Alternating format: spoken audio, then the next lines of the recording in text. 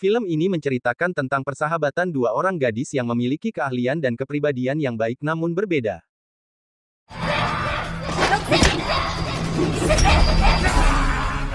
Rika Isugi merupakan seorang gadis ksatria dari perguruan rubah atau klan rubah. Memiliki keahlian bela diri dan menguasai jurus 9 badai. Namun ia tidak memiliki rasa dendam dan kebencian kepada lawannya. Kekuatan itu digunakan hanya untuk menyerang musuh atau untuk membela diri. Namun tidak pernah digunakan untuk membunuh. Selain itu, dia memiliki seekor burung bernama Kasumi, yang dapat diperintahkan untuk menyerang orang lain. Sedangkan Mia adalah seorang gadis biasa. Sama sekali tidak menguasai jurus bela diri, sehingga tidak bisa bertarung. Namun ia memiliki kekuatan surgawi dan hanya dia sendiri yang memiliki kekuatan seperti itu. Kekuatannya dapat digunakan untuk menyerang orang lain, apabila dia ingin menyelamatkan orang yang dalam keadaan tidak berdaya. Atau apabila ia diserang dan juga apabila ia membenci orang yang akan diserang.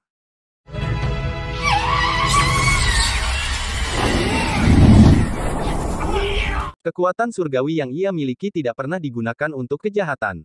Karena kekuatan itu maka menjadi sasaran bagi kelompok penjahat untuk menangkapnya.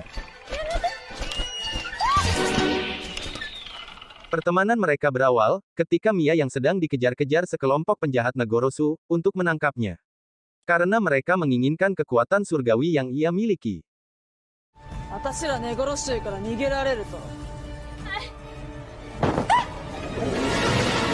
Mia datang ke perguruan rubah dan saat itu, ketemu dengan Rika Isugi yang sedang bermain sendiri, semacam main catur. Ia bermohon kepada Rika Isugi untuk dipertemukan dengan ketua perguruan rubah. Untuk meminta tolong membalaskan dendam karena orang tuanya, dibunuh oleh sekelompok penjahat Negorosu. Rika Isugi yang merupakan cucu dari perguruan klan rubah, membantunya dengan menghadapkannya kepada kakeknya. Ketua klan rubah menyetujui untuk membantunya. Dari sejak itu mereka berdua menjadi teman yang akrab. Apalagi mereka berdua memiliki latar belakang yang sama yakni orang tua mereka sama-sama sudah meninggal. Pertemanan mereka bertambah sangat akrab seperti saudara kandung, tatkala kelompok penjahat Negorosu, yang mengetahui keberadaan Mia, mereka mengejarnya juga walaupun berada di markas perguruan rubah.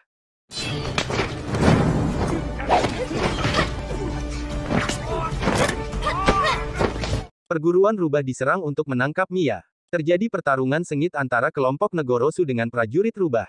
Rika Isugi berusaha membantu dengan menghadang dan menyerang setiap musuh yang ingin menangkap Mia.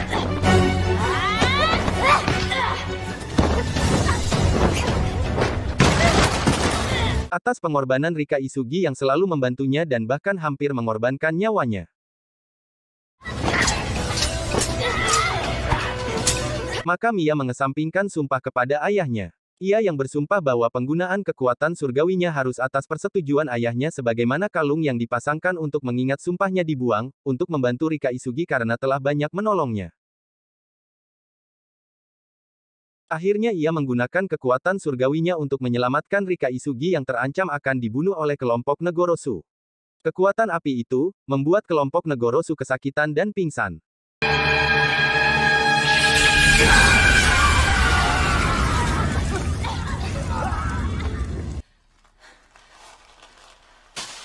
Kesempatan itu, tidak dipergunakan oleh Rika Isugi untuk membunuh mereka.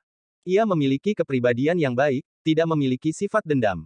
Kakeknya selaku ketua rubah memarahinya. Kamu tidak cocok untuk memimpin perguruan rubah.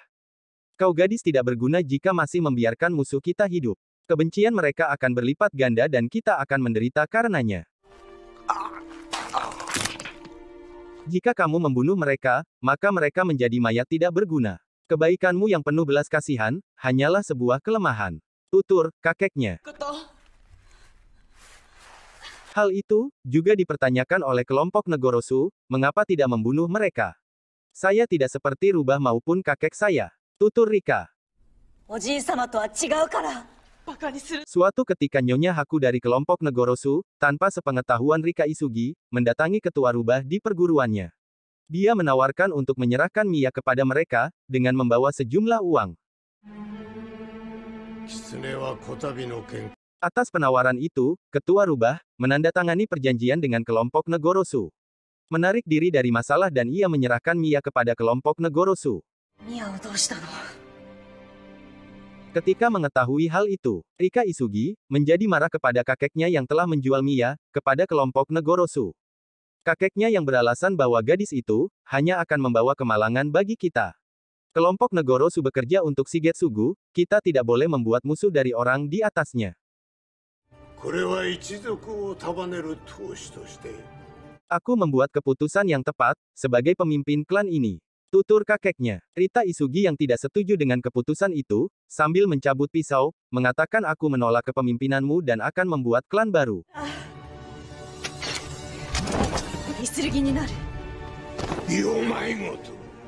Rita Isugi kemudian mempersiapkan dirinya untuk mencari dan membebaskan temannya Maya.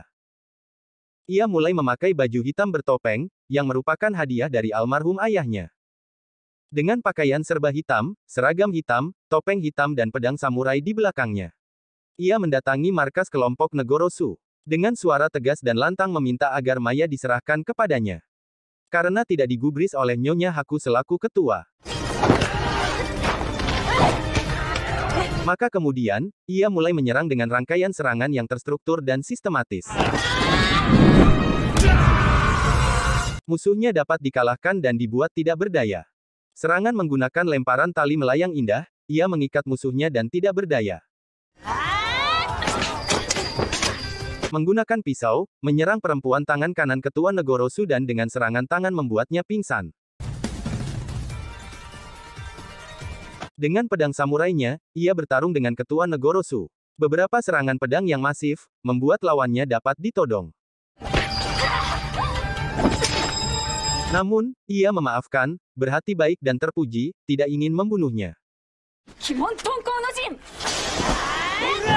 Bahkan dengan rangkaian formasi gerbang iblis yang dibangun oleh ketua Negorosu dan anggotanya tidak mampu menghadapi jurus 9 badainya. Namun, lagi-lagi ia tidak mau membunuh lawannya.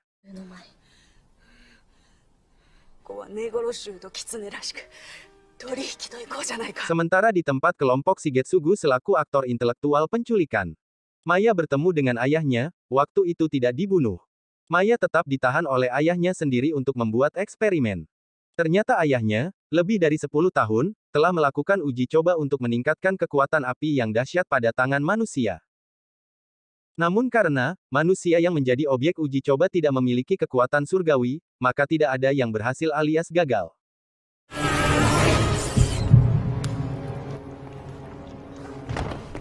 Ayahnya melakukan uji coba terhadap anaknya sendiri karena merupakan objek eksperimen yang luar biasa.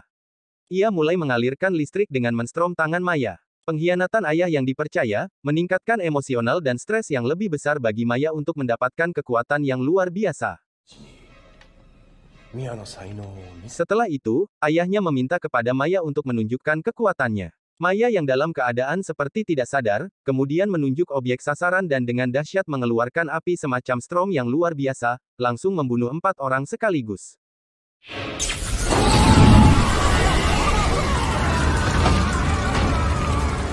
Rika yang sudah berada di depan markas kelompok Shigetsugu, ia langsung dihadang dengan beberapa kali tembakan. Namun secara sekonyong-konyong datang pasukan Negorosu dipimpin langsung oleh ketuanya, mereka ingin membalas budi atas kebaikan Rika. Beberapa kali mereka dikalahkan namun tidak mau membunuh.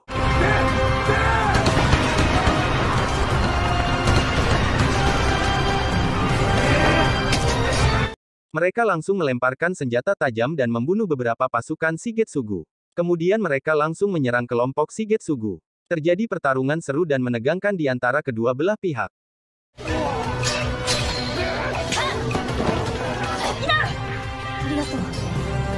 Kemudian dengan berlari dengan pedang di tangan, Rika Isugi menyerang pasukan Shigetsugu.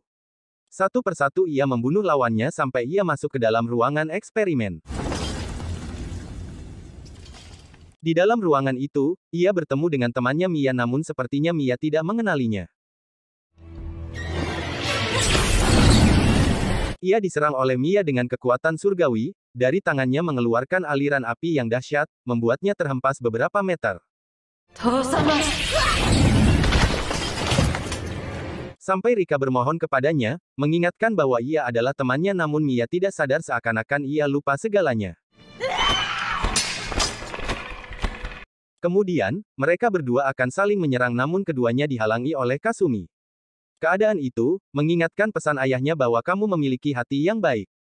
Kebaikanmu adalah kekuatan yang tidak bisa dilampaui oleh siapapun. Mengingat pesan ayahnya itu, maka Rika berjalan dengan posisi tangan ingin memeluk.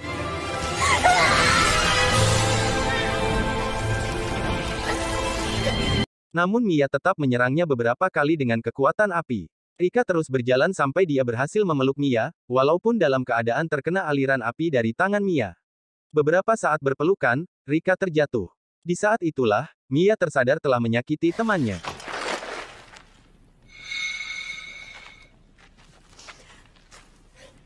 Akhirnya mereka saling mengenal dan berpelukan. Mia kemudian langsung mengembalikan kalung kepada ayahnya. Kemudian secara tiba-tiba datang ketua Shigetsugu dan langsung menikam ayahnya Mia. Mia yang ingin mendekati ayahnya, dilarang oleh Rika karena ketua Shigetsugu sedang memegang samurai yang siap menyerang.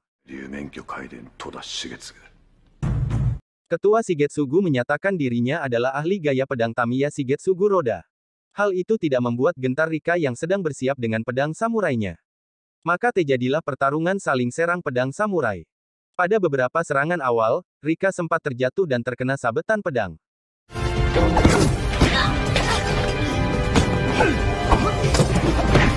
Ia bangkit dan menyerang dengan menggunakan tangan kosong, hingga dapat menjatuhkan lawannya.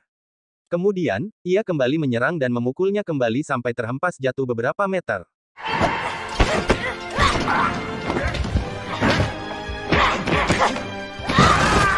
Sampai kemudian terjadi pertarungan pedang yang dahsyat dan seru. Rika kemudian mengeluarkan jurus pedang andalannya.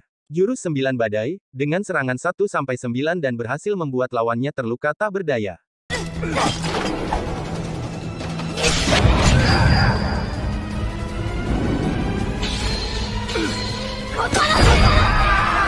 Kemudian terlihat ketua Shigetsugu, menghabisi nyawanya sendiri, dengan melakukan harakiri.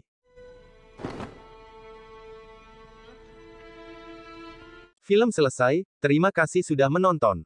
Jika Anda suka silahkan, subscribe dan komen. Wassalam.